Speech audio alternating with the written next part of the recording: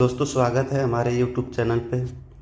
दोस्तों हम लोग बीपीएससी तैयारी 4 का एक रिवीजन सीरीज लेके आए हैं जो कि DBMS का है, जो कि ऑलरेडी चल रहा है दोस्तों। पार्ट 3 तक हो चुका है और ये पार्ट 4 है दोस्तों जितने भी लोग बीपीएससी तैयारी 4 कंप्यूटर साइंस के एस्पिरेंट है वो हमारे साथ जुड़े और हमारे साथ रिवीजन करें और अंत तक बने रहे जब तक बीपीएससी तैयारी 4 तक ना एग्ज़ाम हो जाए। तो हम लोग इंतज़ार करेंगे दोस्तों कब तक नोटिफिकेशन आता है बीपीएससी तैयारी 4 का। तब तक हम लोग क्या करते हैं दोस्तों, रिवीजन कर लेते हैं, थोड़ा थोड़ा करके रिवीजन कर लेते हैं। फिर जब देखेंगे नोटिफिकेशन आ गया है और 1 महीना 2 महीना बचा है तब फिर हम लोग क्या करेंगे दोस्तों, वन शॉट रिवीजन लेकर आएंगे। ये मेरा नोट्स जो है ना दोस्तों, हैंड रिटन नोट्स, इसी के थ्रू रिवीजन करेंगे। फिर इसी का DPMS का फिर PYQ लगाएंगे दोस्तों, एकदम इसी के थ्रू जो होता है बीपीएससी का PYQ जो है दोस्तों, तैयारी 4 तैयारी 2 क्या बोलते हैं तैयारी 1 तैयारी 2 तैयारी 3 तक का हम लोग क्या करेंगे, रिवीजन करेंगे। वो PYQ वो हमारे पास है दोस्तों, वो हम लोग क्या करेंगे, रिवीजन करेंगे। पहले हम लोग क्या करते हैं, पहले थ्योरी रिवीजन कर लेते हैं। हम लोग यहाँ तक कर चुके थे दोस्तों, अब हम लोग आज यहाँ से शुरू करेंगे पार्ट 4 में। अब ये दोस्तों इंसल्ट क्या है, इंसल्ट ये SQL में इसका मतलब इंसल्ट में, इंसल्ट जो है SQL में इंसल्ट का क्या काम होता है। जैसे इसमें इंसल्ट करेंगे तो मेक आउट वायलेंस कैसे, जैसे सॉल्यूशन है, रेफरेंसिंग टेबल में कोई भी रिकॉर्ड केवल तभी इंसल्ट होगा जब रेफरेंस टेबल में यह सेम फील्ड हो, और जैसे डिलीट करेंगे तो नो वायलेंस होगा। रेफरेंसिंग टेबल में से किसी भी कॉलम को डिलीट किया जा सकता है। अपडेट में क्या है, make out violence. Reference table में क्या है, किसी भी रिकॉर्ड को अपडेट करने पर प्रॉब्लम हो सकती है, तब वह अपडेटेड रिकॉर्ड रेफरेंस टेबल में नहीं हो। अब कंपोजिट की क्या है दोस्तों, जब टेबल के रिकॉर्ड को यूनिकली आइडेंटिफाई करने के लिए एक से अधिक कॉलम का यूज करना पड़े तो इसे कंपोजिट कहते हैं। मैपिंग, फिर ये क्या है दोस्तों, कोऑर्डिनलिटी, डिग्री ऑफ रिलेशनशिप, ये क्या है, A 1 to 1। इस रिलेशनशिप में रिलेशनशिप के टेबल में मिनिमम 2 एट्रीब्यूट होते हैं जो दोनों टेबल को प्राइमरी की होती है। रिलेशनशिप टेबल में किसी भी एट्रीब्यूट को प्राइमरी की बनाया जा सकता है, किसी भी एट्रीब्यूट को प्राइमरी की बनाया जा सकता है। जैसे देखिए ये प्राइमरी की दोस्तों, ये एक रिलेशन है, ये एक रिलेशन है, इसमें ये EID क्या है दोस्तों, प्राइमरी। एम्प्लॉय ID क्या है, प्राइमरी की। यहाँ पे भी क्या है, एम्प्लॉय ID क्या है, प्राइमरी की। मगर ये जो है डिपार्टमेंट ID में प्राइमरी की हो गया। जैसे यहाँ देखिए ये एम्प्लॉय ID है, ये वर्क है, ये डिपार्टमेंट है। इसमें एम्प्लॉय ID ये है, डिपार्टमेंट ID ये है, मगर यही जाके यहाँ क्या हो गया, डिपार्टमेंट ID प्राइमरी की हो गया। यहाँ पे डिपार्टमेंट में जाके क्या हो गया, प्राइमरी की हो गया। तो यही इसका समझाने का मतलब है डिपार्टमेंट में। अब क्या है, 1 to 1 रिलेशनशिप से कम 2 टेबल बनाई जा सकती है। 1 to 1 रिलेशनशिप में कम से कम कितना टेबल बनाई जा सकती है, 2 टेबल बनाई जा सकती है। मैक्सिमम क्या है दोस्तों, नो लिमिट, कम से कम 2, मैक्सिमम नो लिमिट, जितना भी चाहे मर्जी बना सकते हैं। 1 to many रिलेशनशिप क्या है दोस्तों, इस प्रकार के रिलेशनशिप में बनने वाली रिलेशनशिप टेबल में दोनों टेबल की प्राइमरी की को फॉरेन की के रूप में प्रयोग किया जाता है। जैसे प्राइमरी की है दोस्तों, ये एम्प्लॉय ID है, इसका प्राइमरी की, और ये प्रोजेक्ट है। तो यहाँ देखिए दोस्तों, प्रोजेक्ट है, इसका ये प्राइमरी की हो गया और ये फॉरेन की हो गया। यहाँ का प्राइमरी की यहाँ आके क्या बन गया दोस्तों, फॉरेन की बन गया। यहाँ एम्प्लॉय ID का प्राइमरी की यहाँ आके कि दूसरे रिलेशनशिप में प्रोजेक्ट में क्या बन गया, फॉरेन की बन गया दोस्तों। यह इनका कहने का मतलब है। एम्प्लॉय टेबल का एक रिकॉर्ड प्रोजेक्ट टेबल को मल्टीपल रिकॉर्ड के रूप के साथ क्या किया जाता है, रिकॉर्ड के साथ रिलेशन से बनाया जा सकता है। इसमें एम्प्लॉय टेबल का एक रिकॉर्ड प्रोजेक्ट टेबल के मल्टीपल रिकॉर्ड के साथ रिलेशन बनता है।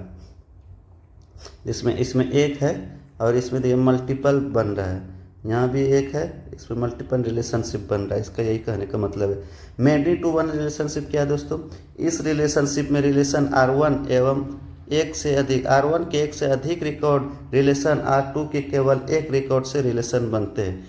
इसमें क्या कहा गया है, रिलेशन R1 जो है, R2 जो है दोस्तों, इसमें एक ही रिकॉर्ड बनेगा, इसमें एक ही रिकॉर्ड। जैसे देखिए R1 के एक से अधिक, R1 के एक से अधिक रिकॉर्ड रिलेशनशिप R1 के R2 के केवल एक रिकॉर्ड से रिलेशनशिप बनेगा। जैसे यहाँ एक है, यहाँ देखिए यहाँ मेनी टाइप है, जैसे इधर से जाएंगे तो यहाँ बहुत सारा है, एक से अधिक बन सकता है, मगर यहाँ R2 में एक ही बनेगा।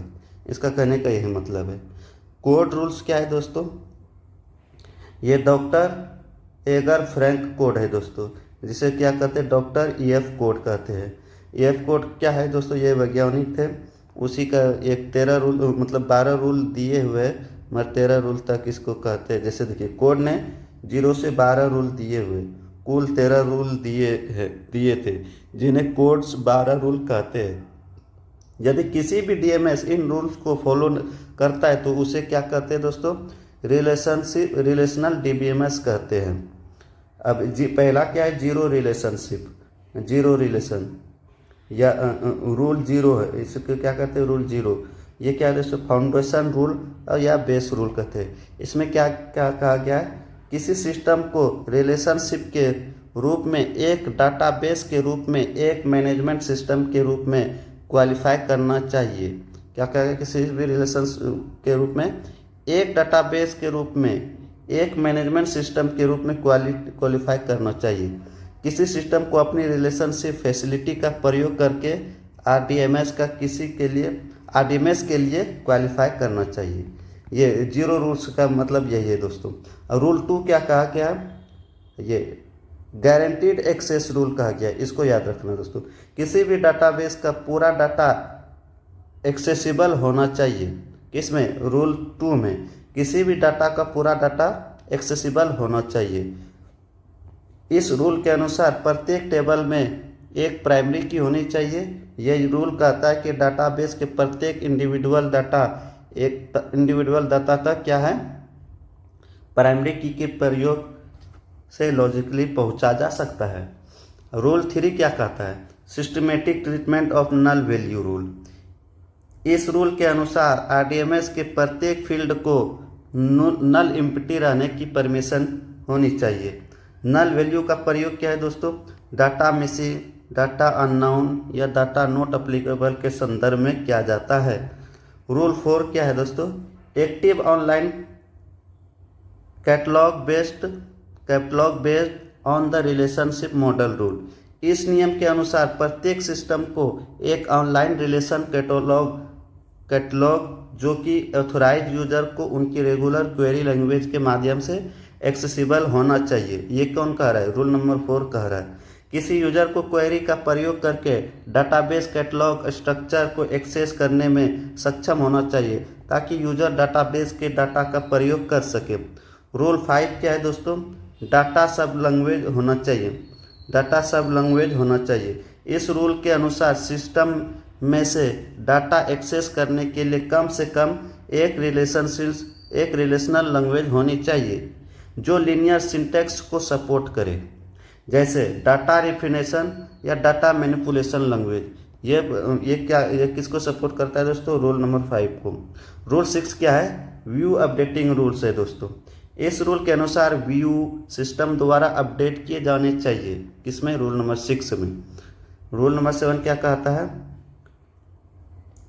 हाई लेवल इंसर्ट, डिलीट या अपडेट फाइल। इस रूल के अनुसार सिस्टम द्वारा इंसर्ट होता है, डिलीट होता है, अपडेट ऑपरेट को एक साथ सेट करने के सपोर्ट किया जाना चाहिए। किसमें, रूल नंबर 7 में। यह रूल कहता है कि इंसर्ट, डिलीट, अपडेट का प्रयोग किसी एक टेबल के एक रो पर करने की बजाय रिट्रीवल सेट पर होनी चाहिए। रिट्रीवल सेट में मतलब रिट्रीवल सेट पर होना चाहिए। जैसे कस्टमर टेबल है दोस्तों और एड्रेस है, फिर क्या है, न्यूयॉर्क है। ये जो अपडेट करना होगा NY अपडेट क्वेरी हो जाएगा दोस्तों, न्यूयॉर्क NY कर देंगे इसको न्यूयॉर्क का, ये अपडेट क्वेरी हो गया।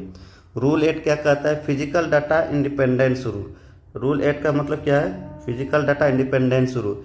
इस रूल के जब कोई स्टोरेज डिस्क चेंज की जाती है तो इसे डाटाबेस की टेबल या उनके रिलेशनशिप के मध्य कोई इफेक्ट नहीं पड़ता। किसमें?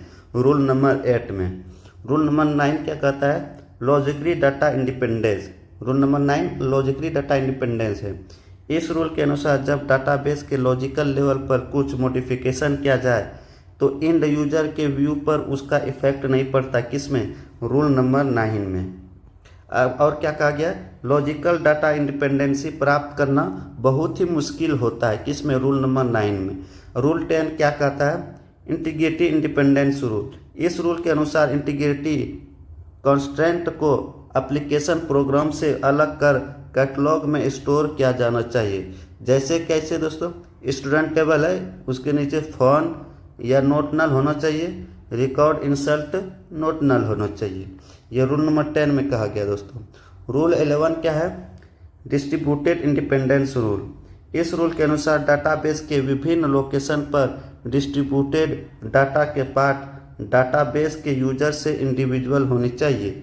अर्थात किसी बड़े डाटाबेस का डाटा यूजर को क्या है दोस्तों? सीमलेसली डिलीवर होना चाहिए, बिना यह बताए कि डाटा कितने सर्वर पर डिस्ट्रीब्यूट है। रूल 12 क्या है दोस्तों?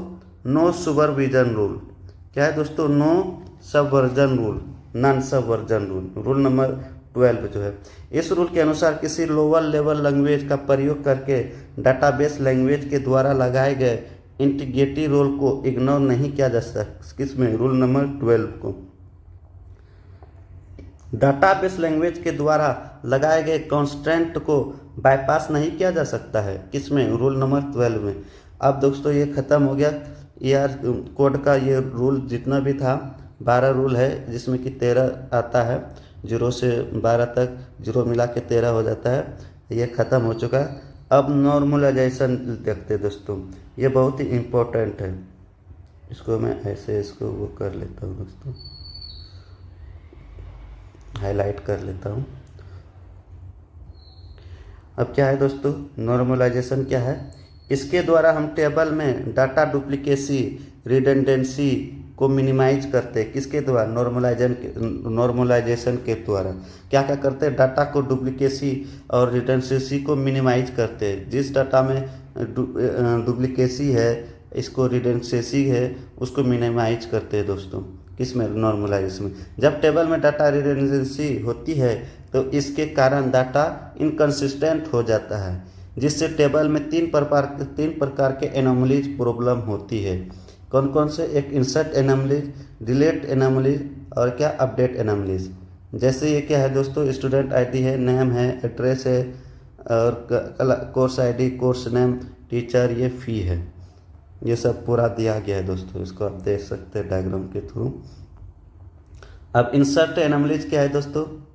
गिवन टेबल में जब नया रिकॉर्ड इंसर्ट किया जाता है तो consumer course ID, course name या टीचर्स या फीस में या तो नल वैल्यू या डमी वैल्यू इंटर करनी पड़ती है। इससे डाटाबेस में नल वैल्यू या डमी वैल्यू की संख्या बढ़ती जाती है। इसे ही इंसर्ट एनोमली कहा जाता है। और डिलीट एनोमलीज क्या कहता है दोस्तों? जब डाटाबेस में किसी रिकॉर्ड को डिलीट किया जाता है तो उसे रिलेटेड अन्य डाटा भी डिलीट हो जाता है। इसे डिलीट एनोमली कहा जाता है। सी अपडेट एनोमली क्या है दोस्तों? जब डाटाबेस के किसी कॉलम को अपडेट किया जाता है, जब डाटाबेस में किसी कॉलम को अपडेट किया जाता है तो एक से अधिक फील्ड ऑटोमेटिकली अपडेट हो जाती है। इसे ही अपडेट एनोमली कहते हैं। यही नॉर्मलाइजेशन में ये सब होता है, इसीलिए इसे अपडेट क्या कहते हैं? अपडेट एनोमली कहते हैं। सॉल्यूशन इसका क्या है दोस्तों? सॉल्यूशन ऑफ एनोमली क्या है? डिकम्पोजिट ऑफ टेबल। डिकम्पोजिट करना होगा किसका? टेबल का। रिलेशन टेबल में एनोमली होने से उसे मल्टीपल टेबल में डिकम्पोज कर दिया जाता है। टाइप्स ऑफ नॉर्मलाइजेशन क्या है दोस्तों? 1NF, 2NF, 3NF, फिर क्या है दोस्तों? BCNF, 4NF, 5NF, 6NF। ये बहुत इंपॉर्टेंट है दोस्तों नॉर्मलाइजेशन का। Types of normalisation. Normal form क्या है दोस्तों? ER मॉडल का प्रयोग करते हुए जब टेबल क्रिएट की जाती है तो उसमें मल्टी वैल्यूड एट्रीब्यूट रह जाते हैं, जिसे डाटा डुप्लीकेसी, रिडंडेंसी आ जाती है। नॉर्मल फॉर्म के द्वारा टेबल की रिडंडेंसी को दूर किया जाता है। किसमें? नॉर्मल फॉर्म के द्वारा टेबल की रिडंडेंसी को क्या कहा जाता है? दूर किया जाता है। Simplified form of table is known as normal form. ठीक है ना दोस्तों, ये क्या है? नॉर्मल फॉर्म के द्वारा टेबल की रिडंडेंसी को दूर किया जाता है, वही कहा गया। Simplified form of table is known as क्या? Normal form. 1NF क्या है दोस्तों? अब ये देखते हैं, ये इंपॉर्टेंट है दोस्तों। फर्स्ट नॉर्मल फॉर्म RDMS की गाइडलाइंस के अनुसार प्रत्येक टेबल को 1NF में होना चाहिए। किसमें? 1NF में। RDBMS के रिलेशनल डाटाबेस मैनेजमेंट सिस्टम के अनुसार प्रत्येक टेबल को 1NF में होना चाहिए, तभी 1NF होगा। 1NF के अनुसार टेबल के प्रत्येक एट्रीब्यूट के लिए सिंगल वैल्यू ही अलॉट की जाती है। सिंगल वैल्यू ही अलॉट की जाती है। जैसे 101 है, रोल नंबर है, नेम है, डेट ऑफ बर्थ है, कोर्स नेम है। इसमें C है, एक कोर्स है, C++ है, दूसरा कोर्स है जावा, ये सब कोर्स है। मगर क्या कहा गया इसमें? सिंगल वैल्यू ही एलोकेट की जाती है। इस टेबल में C नेम में मल्टी मतलब कोर्स नेम में मल्टी वैल्यूड है, अतः इसे 1NF में ले जाने के लिए 3 मेथड यूज में लिए जाते हैं। एक repeat roll number, split table और repeat column. Repeat roll number क्या है दोस्तों? जैसे 101 रोल नंबर है, 101 101 101। अब 3 तो क्यों आया? क्यों 3 इसलिए आया? रोल नंबर 101 में 3 कोर्स है, इसीलिए इसको 3 बार लिखना पड़ा और सबको सेपरेट करना पड़ा, स्प्लिट करना पड़ा। वही क्या गया? 3 कोर्स है तो C++ जावा। 102 में 2 कोर्स है, यहाँ देखते हैं 102 में कितना है? 2 कोर्स है, C और पाइथन। तो 102 में कितना है? C और पाइथन। 103 में कितना था? 3 कोर्स था, तो इसको सबको सेपरेट कर दिया। 3 को 3 बार लिखा गया, 2 कोर्स था तो 2 बार लिखा गया, 3 था तो 3 बार लिखा गया 101 को। यही कहा गया कि किसमें था? 1NF का ये रूल है। रिपीट कॉलम, अब 101 102 103 है तो इसको रिपीट कैसे किया गया? ये जितना है C name C name C++ Python, देखिए यहाँ पाइथन जावा है, इसको इस तरह भी कॉलम से भी इसको इस तरह दर्शाया जाता है। स्प्लिट टेबल क्या है दोस्तों? जैसे रोल नंबर, नेम और एज, मतलब एज दिया गया है, इसका प्राइमरी की दोस्तों यहाँ फॉरेन की बन जाता है, तो ये फिर इस तरह बन जाता है। रोल नंबर तो यहाँ हो गया, फिर कोर्स नेम यहाँ हो गया। ये स्प्लिट टेबल का काम है।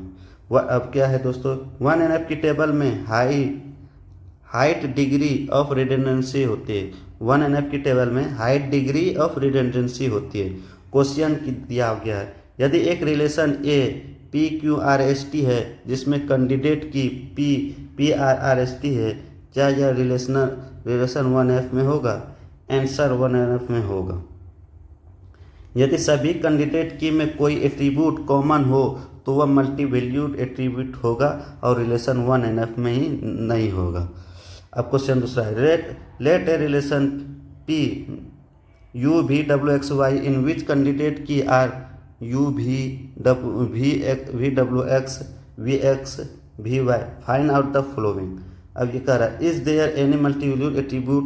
तो यस है। V जो क्या है दोस्तों? ये मल्टी वैल्यूड है दोस्तों, ये सब नहीं आ रहा है। Is this relation in 1NF? No, because V is a multi valued attribute. क्यों? क्योंकि V जो है दोस्तों मल्टी वैल्यूड एट्रीब्यूट हो गया, इसीलिए ये क्या है दोस्तों? 1NF में नहीं होगा। Let a relation Z1 PQRST and candidate key RQST PST, how many multi valued attribute are there? तो answer 0। Is this relationship is 1NF? तो यस। कैंडिडेट की AB हुआ, ABC हुआ, ABCD हुआ, ABCDE हुआ, not in 1NF। ये जो दोस्तों ये कैंडिडेट की यहाँ जो ये 1NF में, मगर ये जो है दोस्तों 1NF में है। सेकंड नॉर्मल फॉर्म क्या है दोस्तों? पार्शियल डिपेंडेंसी नहीं होती है। इसमें क्या है दोस्तों? ये तो डाटा हो गया। कैंडिडेट की जो roll number plus candidate ID या कोर्स ID है दोस्तों। फंक्शनल डिपेंडेंसी क्या है? रोल नंबर, नेम और ये क्या पार्टीशन, ये पार्शियल डिपेंडेंसी है दोस्तों। सबसेट ऑफ कैंडिडेट की, रोल नंबर और नेम जो है सबसेट ऑफ कैंडिडेट की। कहा क्या गया इसमें, उक्त टेबल में roll number candidate ID candidate की है और रोल नंबर कैंडिडेट की पर का प्रॉपर सबसेट है। रोल नंबर जो दोस्तों कैंडिडेट की का प्रॉपर सबसेट है जो एक नॉन प्राइम एट्रीब्यूट नेम को डिटरमाइन करता है, इसे पार्शियल डिपेंडेंसी कहते हैं। इसे क्या कहते हैं दोस्तों, पार्शियल डिपेंडेंसी कहते हैं। जैसे ये है दोस्तों, ए है और ए बी है। ये जो ए है दोस्तों ये प्रॉपर एट्रीब्यूट हुआ और ए जो हुआ दोस्तों सबसेट ऑफ कैंडिडेट की हो गया ए बी। ए बी का क्या हो गया दोस्तों, सबसेट ऑफ कैंडिडेट की। और ये जो दोस्तों कैंडिडेट की हो गया। ये सी जो है दोस्तों यहाँ से ये नॉन प्राइमरी एट्रीब्यूट हो गया। इसे क्या कहा जाता है दोस्तों, पार्शियल डिपेंडेंसी कहते हैं। जब एक प्राइम मेंबर किसी नॉन प्राइम मेंबर को डिनोट करता है तो इसे पार्शियल डिपेंडेंसी कहते हैं। ये एक प्राइम मेंबर है दोस्तों और ये एक नॉन प्राइम मेंबर है। ये ए जो है सी को डिनोट कर रहा है तो ये क्या कहा जाता है दोस्तों, इसे ही पार्शियल डिपेंडेंसी कहता है। यहाँ कहा गया जब एक प्राइम मेंबर किसी नॉन प्राइम मेंबर को डिनोट करता है तो इसे पार्शियल डिपेंडेंसी कहते हैं। रूल ऑफ 2NF क्या कहता है दोस्तों, टेबल हमेशा 1NF में होनी चाहिए। रूल ऑफ 2NF यही कहता है। रिलेशनशिप में कोई भी पार्शियल डिपेंडेंसी नहीं होती, किसमें, रिलेशनशिप में। अब ये इंपॉर्टेंट पॉइंट क्या गया, सभी नॉन प्राइमरी एट्रीब्यूट कैंडिडेट की पर फुल्ली फंक्शनली डिपेंड होती है, किसमें, नॉन प्राइमरी एट्रीब्यूट में। अब दोस्तों रिलेशन है ये दिया गया है दोस्तों KLMNOP। अब जो ये जो है दोस्तों FD जो है फंक्शनल डिपेंडेंसी, MN जो है ये P पे डिपेंड है, P जो है L पे डिपेंड है, O जो है N पे डिपेंड है। और कैंडिडेट की क्या है दोस्तों, LMNOP। तो यहीं पे वो हो जाए कैंडिडेट की LMNOP डालना पड़ेगा। जो जो दिया गया है कैंडिडेट की ये पहले डालना होगा, अब मिलाना पड़ेगा। MN P से है, MN दोस्तों P से है, P L से है, P दोस्तों L से है। यहाँ पे अंदर में है प्राइम की, प्राइम क्या बोलते हैं दोस्तों, प्रॉपर एट्रीब्यूट। ये प्राइम एट्रीब्यूट है दोस्तों। हाँ अब क्या करता है दोस्तों, यहाँ O जो है ON पे है, ON पे है दोस्तों। क्या यह रिलेशनशिप 2NF में होगा, आंसर यस। या इसमें ये जो है दोस्तों 2NF में होगा। थर्ड नॉर्मल फॉर्म में क्या कहा गया दोस्तों, ट्रांजिटिव डिपेंडेंसी। रिलेशनशिप 2NF में होना चाहिए। थर्ड नॉर्मल फॉर्म में होने के लिए रिलेशनशिप 2NF में होना चाहिए। रिलेशनशिप में ट्रांजिटिव डिपेंडेंसी नहीं होनी चाहिए। रिलेशनशिप में ट्रांजिटिव डिपेंडेंसी नहीं होनी चाहिए। क्या है ट्रांजिटिव डिपेंडेंसी, ये आगे देखेंगे। जब कोई नॉन प्राइमरी एट्रीब्यूट किसी दूसरे नॉन प्राइम एट्रीब्यूट को डिटरमाइन करे तो उसे ट्रांजिटिव डिपेंडेंसी कहते हैं। यही है दोस्तों, जब कोई नॉन प्राइम एट्रीब्यूट किसी दूसरे नॉन प्राइम एट्रीब्यूट पर डिटरमाइन करे तो क्या कहते हैं, इसे ट्रांजिटिव डिपेंडेंसी कहते हैं। यदि रिलेशनशिप में ट्रांजिटिव डिपेंडेंसी है तो वह रिलेशन 3NF में नहीं होगा। जैसे प्राइम जो है दोस्तों, प्राइम और नॉन प्राइम के बीच क्या था, उसमें पार्शियल डिपेंडेंसी था। नॉन प्राइम और नॉन प्राइम के बीच में क्या है, ट्रांजिटिव डिपेंडेंसी है। इसे कहा गया ट्रांजिटिव डिपेंडेंसी। ये भी नॉन प्राइम, ये भी नॉन प्राइम है, ये भी नॉन प्राइम, तो इसीलिए ट्रांजिटिव डिपेंडेंसी कहलाता है दोस्तों इसको। BCNF क्या है दोस्तों, बैक कोड नॉर्मल फॉर्म। बायस कोड नॉर्मल फॉर्म। रिलेशनशिप क्या है दोस्तों, 3NF में होना चाहिए। 3NF में क्या से, ये ऑटोमेटिक वैल्यू होना चाहिए, नो पार्शियल डिपेंडेंसी होना चाहिए, नो ट्रांजिटिव डिपेंडेंसी होना चाहिए। एक इम्पोर्टेंट है दोस्तों, कैसे, left hand side of each functional dependency is super की ऑफ कैंडिडेट की। ये जो BCNF जो दोस्तों ये 3NF में होना चाहिए। 3NF जो है 2NF में होना चाहिए, 2NF जो 1NF में होना चाहिए। इसका कहने का यही मतलब है। जो 1NF में होगा तो वो 2NF में तो होगा ही। जो 2NF में होगा 1, इसका मतलब है दोस्तों, एक मिनट, यहाँ पे जैसे दिया गया है, जैसे BCNF है ये 3NF में होगा और 3NF जो है 2NF में होगा, 2NF में जो है 1NF में होगा। इसका कहने का मतलब यही, जैसे यहाँ BCNF, A जो है E से भी है, C जो है D से है और E जो F में है, इसी को कहा गया BCNF। अब समरी देख लेते हैं दोस्तों इसका पूरा डिटेल्स। 1NF क्या है, 2NF क्या है, यहाँ पे देख लेते हैं। 3NF नहीं दी गया, 4NF नहीं दी गया, इसको हम लिख लेंगे दोस्तों। पहले देख लेते हैं। Each attribute of relationship must contain atomic value 1NF में, must be in 1F, no partial dependency, prime जो होता है प्राइम नॉन प्राइम को डिटरमाइन नहीं करना चाहिए, must be in F 2NF में होना चाहिए। एक मिनट इसको लिख ही लेता हूँ दोस्तों। कौन सा कलर है? ये कलर है ना।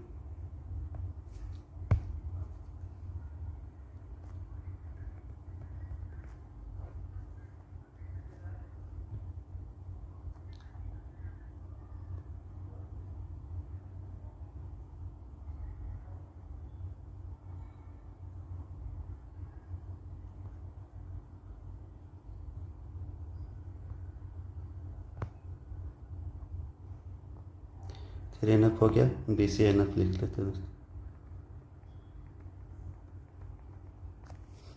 हो गया। तो 3NF में क्या किया? Must be in 2NF, no transitive dependency. NP क्या है? NP को डिटरमाइन नहीं करना चाहिए। और ये क्या है? BCNF क्या है दोस्तों? Must be in 3NF। BCNF जो 3NF में ही होना चाहिए। Left hand side of each FD must be either A super की और ए कैंडिडेट की। यही कहा गया दोस्तों BCNF में। फोर्थ नॉर्मल फॉर्म क्या है दोस्तों? 4 and 5 are the highest form of the normalisation. 4NF multi value dependency को कंट्रोल करता है। कौन? 4NF। मल्टी वैल्यू डिपेंडेंसी तब होती है जब किसी टेबल में से एक से अधिक इंडिपेंडेंट मल्टी वैल्यूड एट्रीब्यूट होती है 4NF में दोस्तों।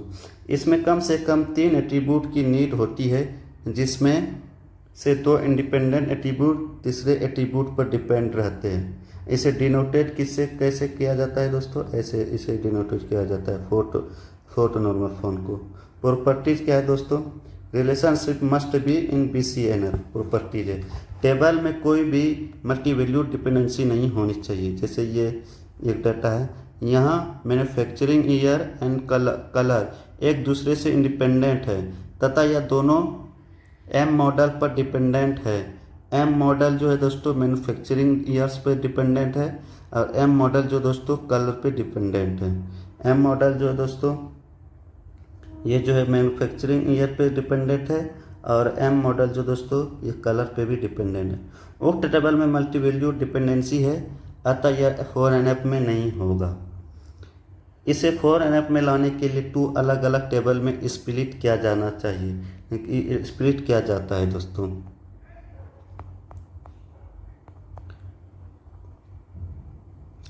दोस्तों अब आगे देखेंगे दोस्तों, कल यहाँ से शुरू करेंगे दोस्तों।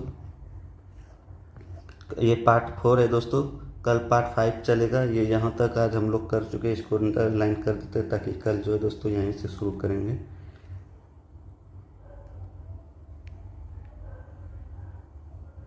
सोचे थे यहाँ तक पढ़ाएंगे दोस्तों, मगर यहाँ तक नहीं, कल से अभी यहाँ तक शुरू करेंगे। कल से यहाँ से शुरू करेंगे दोस्तों। जितने भी लोग TRE 4 का तैयारी कर रहे हैं वो हमारे साथ जुड़े। कंप्यूटर साइंस का जो भी जितने भी लोग तैयारी कर रहे हैं वो हमारे साथ जुड़े, हमारे साथ रिवीजन करें और फिर लास्ट तक रिवीजन करते रहेंगे दोस्तों। इसी की तरह फिर PYQ भी करेंगे दोस्तों। इसी तरह उसका क्वेश्चन है ऑलरेडी मेरे पास पड़ा हुआ, PYQ करेंगे। और फिर क्या करेंगे दोस्तों? फिर नॉन टेक्निकल का भी करेंगे, जैसे जियोग्राफी है, INM है, फिर साइंस है, उसका भी करेंगे। और ये थ्योरी करेंगे प्लस PYQ भी करेंगे, प्लस इम्पोर्टेंट जो है दोस्तों क्वेश्चन वो भी करेंगे दोस्तों। फिर इसका क्या करेंगे दोस्तों? हम लास्ट में इसका वो भी करेंगे, ये नोट्स जो है ये भी प्रोवाइड करेंगे दोस्तों। जितने भी लोग सब्सक्राइबर है उसको चाहिए कि ये नोट्स अगर चाहिए उसको तो वो बोलिएगा, लास्ट में उसको हम देंगे दोस्तों। ठीक है दोस्तों, चलते हैं। थैंक यू दोस्तों।